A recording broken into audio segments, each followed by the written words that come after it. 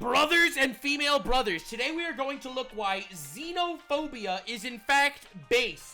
Alright, today we are doing a deep dive on the first Tyrannic war. I have never covered this in the past. I know what the tyranids are, I know what Warhammer 40k is. I never actually looked into exactly how vicious the first ever impact humanity had when they bumped into tyranids for the first time. Now, if you want to develop undeniable hatred for people that aren't exactly like you, you are in the right place. Definitely subscribe. On the Taku channel, we do daily lore / anime analysis / shit videos, and it's fun, and everyone loves it, and no one ever complains that I don't do enough of specific topics. So, hell yeah, lock in, babies!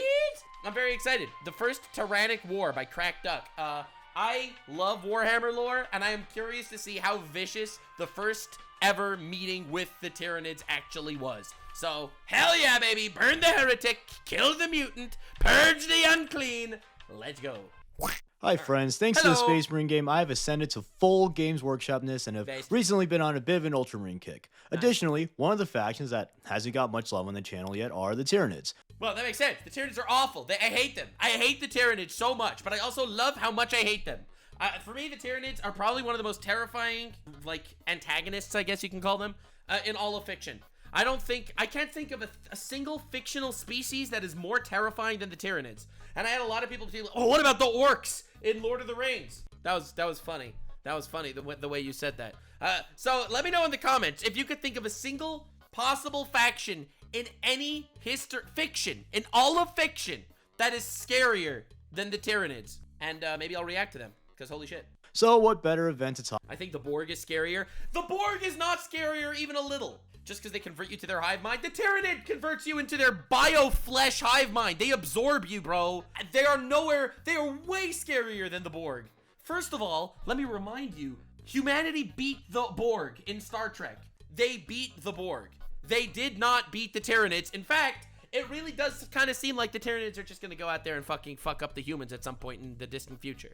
The Flood from Halo? You know what? Maybe we'll do a Halo lore dive in the future, and we'll see what that's about. Talk about then the Imperium's first encounter with the Nids, the first Tyrannic War. All right, baby. So before kicking this off, I should mention the first actual encounter with the Tyranids was on the moons of Yumgarl, where some Imperials saw the tentacle-faced gene stealers. Yoo! Kill them. Kill them. We hate them because they don't look like us. Am I right, fellow racists? That was a joke. That was a joke. Not racists on this channel. However, these Xenos were not recognized as Tyranids at the time, and they were quickly purged by the Salamanders. Based. Incredibly based. You don't recognize them? Purge them with flame. Unfathomably based. Baptized twice. Once in water, once in flame. The first encounter with the Tyranids where they were properly identified was when an Imperial explorer fleet led by Magos Veranak was doing a planetary census around Tyran. Tyran is an oceanic world in the... Yeah, so something that I never knew. I thought the Tyranids were called Tyranids because they were like, you know, like the Tyrannosaurus, like it's a tyrant of some sort. But it turns out it's just because they were first found on the planet Tyran, so they were called Tyranids. I mean, that's pretty funny. Ultima Segmentum, which is the same segmentum as Ultramar, if you couldn't tell from the name. Oh. And Ultramar is where the Ultramarines are from. Yeah, if you couldn't tell from the name. If you couldn't tell from the name. Yeah, I got it. Now, Tyran was a... That's why the Ultramarines were so involved with the first Tyranid invasion, because they were the most, you know, just basic geographically close. Relatively unimportant world, but it was notable for having some heavily armed fortresses, since the local Imperials would regularly be attacked by the dangerous sea monsters of the world, which... Also, I just want to say, before I even learned of Tyran, I made my homebrew regiment's home planet to have basically the same sea monster shtick, and I thought I wrote something super cool and unique, it's never been done before, just to later read about this stupid planet that was pretty much exactly the same as mine. Yeah, I have to say, Warhammer's universe is so big, the lore is so vast, I feel like anytime you come up with literally anything, Warhammer's already done that shit. You come up with these killer, creepy, mutant, cyborg machine, ultimate, immortal fucking vampire pharaohs. Warhammer's done that. They've done everything. But back to the planetary census. The explorers carrying out the census had found the once thriving worlds around Tyran were now completely devoid of life, even down to the microscopic level. The dead plants were reported, but due to the area's relative unimportance... You think the Borg is scarier than the Tyranids when they absorb all life into their hive mind to the microscopic level? Miss me with that shit. It was ignored, and I thought these planets were Imperial, not Dark Elder, am I right, boys? Nice. Although Tyran was treated like the Votan range and didn't get much support, it had a particularly formidable fortress on one of its islands, and the planetary governors and explorer team were able to bolster a pretty well-mounted defense. It's a nice mounted defense against the Xenos that they never heard of, right? You have to see from this perspective, they think that the Tyranids are just some random Xeno species that's kind of dangerous, that they need to go out there and fucking bomb the shit out of them. Treat them like Houthi terrorists, right? You bomb the fuck out of them. But realistically, they had no idea that this was the beginning of the end of humanity. This fortress, called Tyran Primus, had 4 huge orbital defense lasers along with a crapload of autocannons and las cannon point defense turrets. Crap. In addition to the guns, the fortress had a ground force composed of Skitarii warriors and a regiment of veteran Catachan jungle fighters. So, pretty badass stuff. Pretty badass stuff. I mean, this is the kind of fortress that you would make if it turns out some Xeno species is getting a little too funky. But this isn't just some Xeno species. But the Tyrannians were about to wish they had the Catachan's cousin regiment, the Krapatan bug fighters, because they weren't fighting no jungle. They were fighting the gosh darn Tyranids. Alright. So then the invasion finally kicked off with the Tyranids launching a bunch of bioships, only for them to get blasted by the lasers. Yeah! Woo! Humanity wins. Humanity won. Tyranid 0. Nothing to worry about. After about an hour of constant lasing and bioshipping, the fleet fell back. With the bulk of the enemy fleet seemingly shredded by the planet's defenses, Mango's Veranak led a splinter fleet to pursue the retreating bioships and kill the rest of them. Based! Eliminate them all! However, Veranak was very mistaken. He found out that the ships that the lasers had destroyed were a mere fraction of the actual fleet. The fleet that he initially thought to be made up of a few dozen bioships was actually made up of thousands of bioships. Oh my god, that is a miscalculation on the fucking metric level. Nuclear level miscalculation. See, but that's the problem with the Tyranids. I think a lot of people don't recognize the fact that the galaxy that they are in, the Milky Way galaxy, it's a giant galaxy. All right, it's huge. There are a couple of warring factions. Each one is overpowered and broken and can cause actual havoc. And then the Tyranids show up, which they've never seen before, so they think they're just some Xeno species that they've never heard of. They don't know that they are already conquered other galaxies surrounding the Milky Way galaxy. Like, people don't recognize the fact that this is a scout legion at best. Dude, the reason why humanity is so cooked is because they're not just outnumbered like 10 to 1. They are outnumbered billions to 1. Turns out the Tyranid scouting force did a little Tom and Jerry maneuver to lure the Imperial pursuit fleet to their much bigger and badder buddies. And once no! Yes. The advantage of having a quintillion allies of death monsters on your side. Meaning the bulk of the Tyranid fleet, the Imperials were swiftly destroyed and the Tyranids launched their... Wow, so the first Tyrannic war, they were overconfident. They just thought that, you know, this was just a random Xeno species and didn't realize that they got completely outclassed in literally every way. Full assault on Tyran. The Nid fleet shot thousands of mycetic spores, which are basically Tyranid drop pods, onto the oceans around the Imperial fortress, and millions of Nids closed in on the island. Fuck, man, that is insanity. The Imperials fought hard and unleashed unending volleys of blast fire, but unfortunately for them, the Tyranids were even more unending and were getting ever closer to breaking the Imperial fortress's defenses. Even worse for the Imperials, the Tyranids had something called the Shadow and the Warp. This is an ability that the Tyranids have to block psychic connections to surrounding beings. Bro, do you see how busted this is? Do you see what I'm talking about? Any possible thing that any species can do to the Tyranids can evolve past that in real time.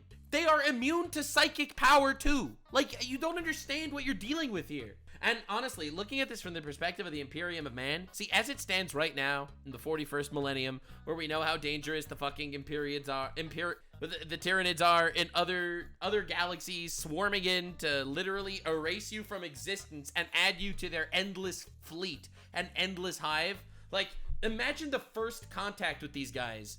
And you have to figure out that, yes, they are stronger than you. Yes, there's more of them than you. And yes, they are immune to anything that you could throw at them.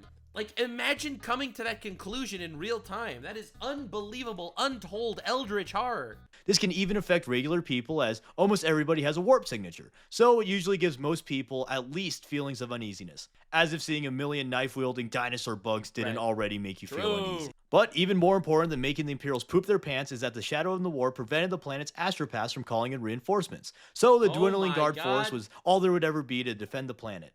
Said dwindling guard force dwindled even more when the orbital defenses were overrun and even more mycetic spores dropped. Dude, they cut off their fucking little transponder snails and everything. Oh my god, dude. planet side. Soon after, the Tyranids completely overtook the fortress and killed everyone. God. After killing all the Imperials, the Tyranids See, this is like your classic Warhammer 40k story. It's like, they fought brave, they fought hard, and they all died. Moving on, they're all dead. completely consumed They've completely failed, and they didn't even contribute to the war against the bugs at all. It was just complete and utter helplessness. Yay! Yay! all of the biomass on Tyran and sucked the oceans completely dry, proving that the Tyranids still use Snapchats as they're the thirstiest motherfuckers on the God. block. About a year later, Inquisitor Cryptman, yes, the same one who would go on to make the ill-fated Octarius Gambit, would come across a dead world Oh my god, dude. and find a message left by Vagos Veranak talking about how hopeless it is to fight the Tyranids and warning the greater Imperium of the existential threat that these funky bug dudes posed. Alright. Cryptman dubbed his new Xenos men So, interesting. So, the first contact with the cryptids, they literally just wiped out the entire planet. They just genocided an entire planet of humans. Like, the Imperium of Man just got absolutely fucking slaughtered, not even able to send out a distress signal.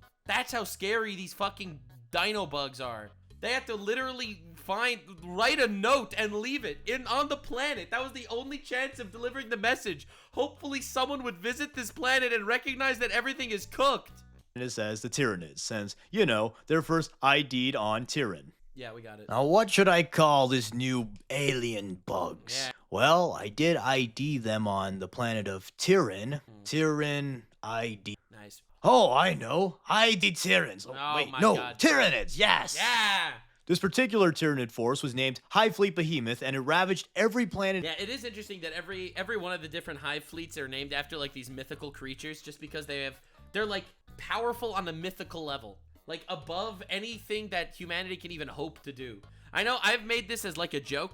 Like I said this as a joke earlier, but the more I think about it, the more I think it's likely that the Imperium of Man's only chance of surviving a Tyranid invasion is literally uniting with the Necrons and Chaos and shit. Like, they need to do an alliance between the other factions to even have hope of surviving, and even then, the odds are against them. Like, to put this into perspective, I think that every single faction in the Milky Way galaxy needs to somehow become friends, and even all of them combined have a 1% chance of actually beating the Tyranids. That is how fucking insane the power spike is. In its way, leaving a wake of dead worlds. As the onslaught continued, Like, I literally have no idea how they're gonna even have a chance of pushing these guys back without either a massive Deus Ex Machina ass pull or literally allying up with other factions. Maybe the Necrons will have some sort of hacks because they don't have biomass. Cryptman continued to study them, and he relayed his information to the Ultramarines chapter master, Marnius Calgar. All right. Using Cryptman's research, Calgar and the forces of Ultramar fortified Macragge and prepared for a final stand in order to stop Behemoth dead in its deadly trap. Hell yeah.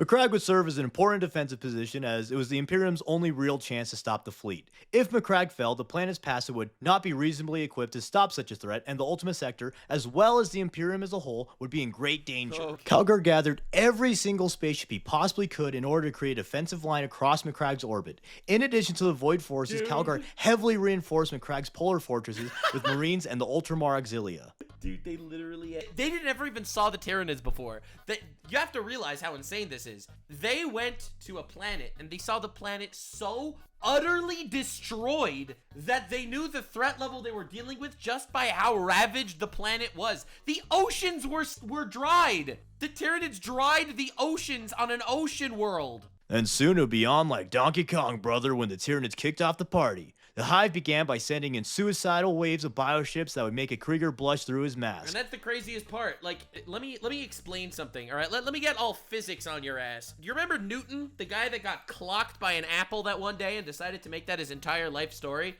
So one of Newton's most fundamental laws is that matter cannot be created nor destroyed. It is all just different redistributions of matter. The reason why the Tyranids don't mind sending in infinite fleets of suicide missions is because the matter will not be destroyed, and once the Tyranids eventually win, all that matter will just be repurposed into more evolved versions of the Tyranids. You gotta realize how fucking insane that is, and how demoralizing it is to face Tyranids. Even though the defensive line was destroying most of the incoming ships, some would trickle through and mycetic spores would make their way to the surface. On the planet's surface, Calgar led his ground forces. He divided his army into 3 groups. Yes! 2 of the groups, which were primarily made up of veterans of the First Company, hunkered down and defended the 2 polar fortresses. Love the that. 3rd group was personally led by Calgar and was made up of the entire Second Company, along with various other ultramarine companies. This 3rd and final force was the largest, and its purpose was to flank the Tyranids in order to aid the polar defenders. Although Calgar was a They have all these strategies. What are they going to do? masterful tactician and had effective strategies, the Alright. Imperials were still losing ground to the Tyranids. Wow.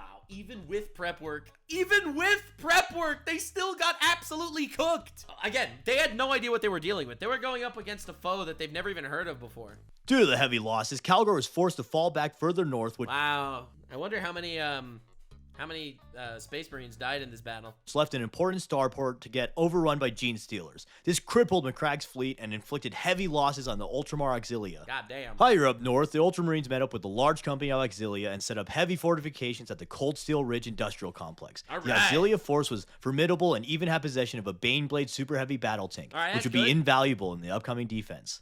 But things were only going to get worse for the Blue Bestie. Okay. It often gets overlooked since Tyranids are often perceived as mindless beasts, but the hive mind is actually a highly intelligent being, and its constantly adapting nature proved hard to Yeah. overcome. Like, the thing is, you'd think you could at least out-strategize the Tyranids, because they're just vicious bug monsters, but they're smarter than you. They're stronger than you, they're smarter than you, there's more of them than you, and they will constantly get repurposed and immortal, and just keep coming back stronger and stronger. Like, they are better than you in every conceivable way, and there are billions of them for every one human. Oh my god! Can you imagine what's going through the minds of the people fighting this battle? Even for the Ultramarines chapter master. The hive mind analyzed its prey and decided that Calgar was one of the most pressing threats in the war. To deal with Big Blue, it sent in a Swarmlord to kill him. Swarmlords are some of the deadliest Tyranid organisms, if not the deadliest. Swarmlords have the most autonomy of all the Tyranid units, and they specialize in strategizing. Alright. They're master tacticians, and they lead the lesser Tyranid organisms when simple tactics won't suffice. From It's fucking crazy. So they have a giant hive mind, and they also have like these cell phone tower bug generals that are used for more specified missions. this, you might think there's some kind of big brain nerd unit who only works out in the library, but Swarmlords are no slouches in a fight. They're most commonly equipped with their deadly boners, I mean bone sabers, Yeah, and they right. can cut through adamantium course. and force fields like they're butter. Nah, With their dude. Nah, dude. Force field cutting swords? Brah. extreme speed and reflexes, they fight with relentless fury, and very few opponents can even land a hit on them. With their damn. forearms, speed, and overwhelming fighting style, I like to imagine them as fleshy, buggy, ginormous versions of the 2003 Clone Wars General Grievous. Nah, dude, that's busted. Oh, no. Oh, no. Oh, Lord. Do you see that? Because this guy was a monster. If that doesn't show you how scary these guys Yeah, that's are, scary. either the Clone Wars 2008 series polluted your mind too much with Grievous being a lame-o escape artist, Nah, or dude, I'm that original Grievous was a fucking monster. Okay, dude, y'all don't know. Y'all don't know. too old and no one cares about 2003 Clone Wars. I care about 2003 Clone Wars. That man was an absolute savage. He went up against like 10 Jedi at the same time and beat all of them. Okay, I'm sorry. I know this is a tangent, but I'm gonna have to show you the reference. You have to see what we're dealing with here. I'm not gonna show you the whole clip, but you have to see what's happening. All right, so this is all the Jedi in a cave cowering from Grievous. Okay. Steady. Pay no attention to Shaggy or the weird art style. No!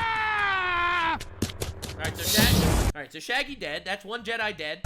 He's dead. Literally just ground him into paste in an instant.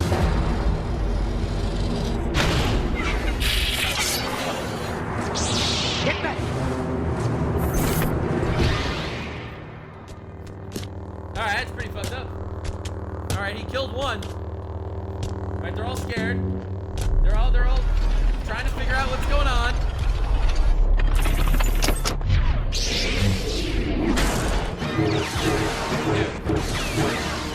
Dude, what do you do against this? You are going up against a blender with lightsabers.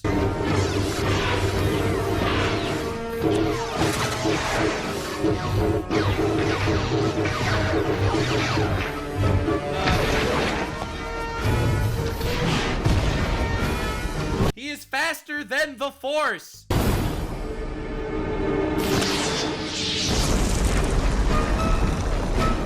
You realize these are Jedi Masters.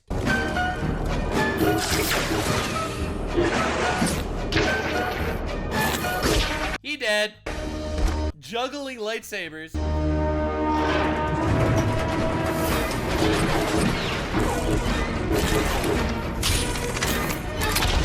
He dead. They dead.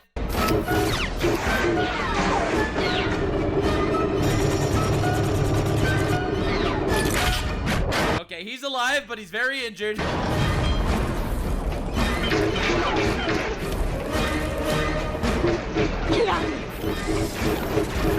Hurry! She gone. No! Shakti!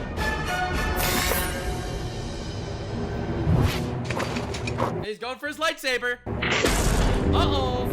Uh-oh! And he didn't even use his 4 arms at this point. Anyway, I feel like, are you satisfied? He is literally flexing, okay? He is literally flexing against these guys, all right? You gotta recognize, this is not a comparison that an innocent man would make. That's insanity. Anymore. And by the way, let me just say, 1 Tyranid fleet would wipe out the entire Jedi Republic. That's how dangerous these guys are. Additionally, if they do happen to get killed, which actually happens a lot as they're one of the setting's favorite punching bags, they could be reborn from the hive mind with all their memories and experiences intact. Yay! This allows the hive mind to spawn deadly swarm lords with centuries of experience and knowledge. But anyways, back to the battle. Yeah, so you can't even kill like experienced generals because they come back with even more experience. Because they literally experience death and know how to avoid it next time. Now that the Tyranids had a big dude to strategize for them, things went south for the Marines who went north. One of the first strategies implemented by the Swarm Lord was sending in Raveners to burrow underground and flank the Marines. That's fucked up. They also have infinite strategies that they could use. The Marines responded to this Think about it. Imagine being the Marines the first time you fight an enemy like this. sudden assault, but they foolishly overextended, leaving their Baneblade unsupported. Uh-oh. While the Imperials focused down on the Raveners, Carnifexes tore the unsupported Baneblade to shreds, seeing that the Tyranids were using actual tactics that weren't just Yeah, he thought that they were just mindless bug monsters. more bug than bullet, durr. That made Calgar shit in his ultra toilet, and he realized that things were no longer a circus, they were for serious. Yeah. 2 master strategists went head to head. Calgar and the Swarm Lord had a battle of the brains as they both played 40k chess with each other, and this battle of the brains eventually culminated in a battle of the brawn when Calgar decided to fall back once more. But the Swarm Lord was having none of this retreat nonsense, and it and its tyrant guards rushed into. Imagine this. They think they're going up just a powerful enemy, and it's a powerful strategic enemy that has unbelievable variability in its fighting tactics. It has giant creatures, it has these burrowing monsters, it outflanks him, it out-strategizes him. Oh my god. To engage Calgar and his honor guards in an epic battle. Fist met blade, blade met blue, blue met red. It was a mixer, and the God only damn. guests were these hands. The wounded Calgar put up a good fight, but was eventually overwhelmed by the vicious Swarm Lord. Oh my god. The leader of the Space Marine chapter actually lost in 1v1 combat to this actual fucking infinite Xenos, because there's billions of these. As the Swarm Lord prepared its killing blow, Calgar's honor guard shielded the chapter master and sacrificed themselves to evacuate their Oh no! boss. Calgar and the Ultramarines boarded Oh my god, dude, this is like an unbelievable tragedy. Holy shit. Thunderhawk gunships, and they once again fell back. And this is just the first war. Even when they win this war, this is ultimately not even denting what's going on to the actual Tyranid fleet. Or should I say they fell up because they went to the orbital battle barge of Nice. Octavius. Nice. Without Calgar, the Cold Steel Ridge was lost to the Tyranids. That was the last line of defense before the North Pole Fortress and the remaining Marines and Santa Claus prepared their 2 final strongholds at the poles. Yeah. In orbit, They lost the fucking planet. Even prepared. They prepped for this war. Holy shit. Calgar recovered and assumed control of the remainder of the Imperial fleet. The Tyranid fleet fell back, attempting to get Calgar away from Macragge and lure him into a trap. But Calgar had also planned a trap. Both sides had a trap laid on the nearby ringed right. planet of Circe. Just like in those boomerangs, there was something deadly hiding behind the Oh, ring. shit. A Tyranid fleet emerged from the planet's rings to destroy Calgar's fleet. However, the blue boss pulled an Uno reverse card and his reinforcing Tempestus fleet arrived just in time to pincer God damn! Look at that! Glorious strategies. the Tyranid forces. Of the fleet was the ancient and formidable Emperor-class battleship Dominus Astra. The Emperor-class battleships are some of the largest Imperial starships ever made and are ancient war machines. Holy shit. These ships are Right, these are back from like the dark age of technology or some shit. Like, I think they've made it illegal to even reproduce ships this dangerous because they're afraid of like some sort of machine revolt, like what happened like 10,000 years before this. Like, you gotta recognize they are literally pulling out some of their ace weapons. invaluable due to their firepower, size, and the fact that the Imperium doesn't know how to make them anymore, so they are a finite asset. Even with its Wow, fuck. They literally had to pull out the S tier weapons. Tempestus fleet, Calgar's forces were woefully outnumbered. Though the Imperial Navy fought valiantly, it seemed like they would be once again outmatched. That is until the Dominus Astra came in with the steel chair. The massive battleship flew straight into the center of the Tyranid fleet, and it overloaded its warp drives. This caused a massive warp vortex that transported nearly the entire Tyranid force into the warp along with the ancient battleship. They literally had to sacrifice one of their most powerful weapons in the entire Imperium of Man, a weapon that can't even be recreated, just to stop one Tyranid fleet. And there's infinite more Tyranid fleets. Do you see how overwhelming this foe is? Do you see why the Tyranids are like such an unbelievably terrifying enemy? Which, come to think about it, is kind of like a mini version of what Abaddon did on Cadia. But since I like the Imperium, I'm just going to frame this as a heroic sacrifice and not a whiny, if I can't have it, nobody can moment. I guess. Like, get wrecked, heretics, come in. Yeah, we actually already did a deep dive on the Cadia War. All right, boys? Even though the fleet was destroyed, the Behemoth forces on Macragge still posed a massive threat. Captain Saul Invictus of the First Company led the defenses in Calgar's absence, and the First Company, along with the Titan legions, defended the northern ice fields. Damn. Both the south and north defense forces were faltering and likely would have been overwhelmed if not for Calgar's army returning just in time. In the south, there were few survivors, but with the help of a free blade and the reinforcing Ultramarines, they purged the remaining Tyranids in the tunnels of the fortress. Hell Up in the yeah. north, things were a bit more dire, but with the combined might of Thunderhawk ordnance, Devastator squads, and some dreadnoughts, the Ultramarines assaulted the undergrounds just like their brothers did in the South Pole. God damn. And that's what it took. After they wiped out the fleet in the air, they were able to get the reinforcements they needed to take out the fleet on the ground. Whew, that is a stressfully close battle. Like, I don't know. I feel stressed even thinking about how insane this is. I love lore so much. This is why we do lore dives. And this is why Warhammer 40k became literally my favorite lore series of all time. After much fighting, they got to the final room of the fortress where they found thousands of Tyranids dead at the feet of the final Terminator squad of the First Company. These Terminators brought down a small army before perishing. The entirety of the Ultramarines' First Company had sacrificed themselves defending their home planet. Oh my god, the entire First Company of Ultramarines died here. And this is just one fucking fleet of Tyranids. There's infinite more where that came from. Oh god. Despite massive losses, the Ultramarines had successfully defended their home and halted Behemoth's warpath. In the following years, the Imperials worked hard to kill all of the remaining Tyranids. They were aided by the Blood Angels and Terminix in their extermination efforts. Nice. It took the Marines decades to return to full strength, but they had learned valuable lessons about the galaxy's newest threat. From the ashes of the chapter, Chaplain Cassius assembled an elite unit of Ultramarines dubbed the Tyrannic War Veterans. Right. These Marines experienced the bug baddies firsthand, and they trained in tactics to combat them. They regularly battle high fleets, and they aid their Imperial brethren. Damn, they made a specific fleet, a specific Marine squad, special bug killers. Across the galaxy. As for the Tyranids, although High Fleet Behemoth was seemingly annihilated, the Swarmlord's body was never found, and the Behemoth forces scattered in order to gather biomass and regrow their No! They didn't even fully wipe out this one fleet! numbers. These splinter fleets were encountered on nearby worlds and continued to be significant threats. One notable attack was led by one of the few named Tyranids, Old One-Eye. The aptly named One-Eye Carnifex was sighted assaulting the world of Kalth. Although on paper this was an Imperial victory, I wouldn't really say it was a Tyranid loss. They may have lost the Battle of Macragge, but before that happened, they completely killed many Imperial worlds. Yeah, no, this is absolutely not a loss for the Tyranids. The scary thing is, again, there's a big theory that these fleets are just like scouting fleets because they're coming from outside the galaxy. They're literally coming from outside the galaxy to kind of scope out what's going on in the Milky Way. You have no idea how many galaxies are already full Tyranid hive galaxies. You have no idea how large they are. They are a seemingly endless threat. And the only reason why they would pop into this galaxy is because they've already completely conquered another one. Otherwise, they'd stay there. Like, they also managed to bring back actual Space Marine genetics to create Space Marine fucking Tyranid biomonsters. Severely crippled the Ultramarines, and they gained valuable knowledge on the Imperium. Like previously stated, the hive mind is constantly adapting and creating strategies to counter its opponent. So this war strengthened the hive mind more than it damaged it. But that's all I've got for today. Thank you for watching. Crazy. I hope you enjoyed this week's... What an unbelievably terrifying foe. Anyway, I love Crack Duck's lore videos. He does such a good job. And then let me know future wars or battles you'd like me to do deep dives in Warhammer 40k. So thank you all so much for being here. I do appreciate you immensely. Thank you for the endless support on the lore dive content. Hell yeah. Definitely subscribe. Daily videos here on Taku, and I will see you in the next one. Bye. Like, subscribe, and this video was streamed live on kick.com/Nuxanor. See you there. Stay weird, fam.